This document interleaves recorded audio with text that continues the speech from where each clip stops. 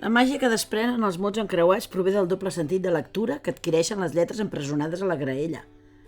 Contes verticals d'Alegria Julià? Ah. Ei!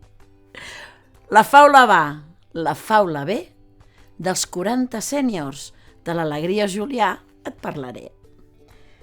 Els contes verticals. Veurem com es posen. A veure, així.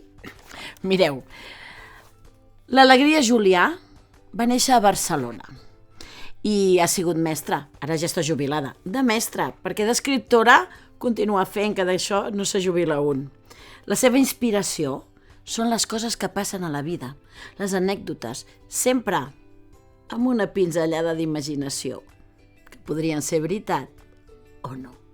Li encanta fer jocs de paraules. A mi també m'agrada fer jocs de paraules, però les endevinalles no m'agraden gaire. Un moment, que jo m'estava mirant aquest llibre, perquè això dels contes verticals, així vertical, bueno, vertical seria així.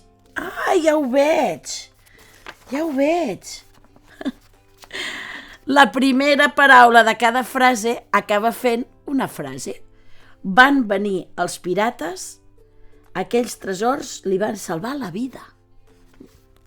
Ha escrit llibres per infants, per joves, i pensa, i ha dit sempre, que una manera que els joves llegeixin i els nens llegeixin seria que a l'escola poguessin tenir un espai on llegir en silenci. I després, entre ells, comentar els llibres que els hi han semblat, de què van, i recomanar-se'ls.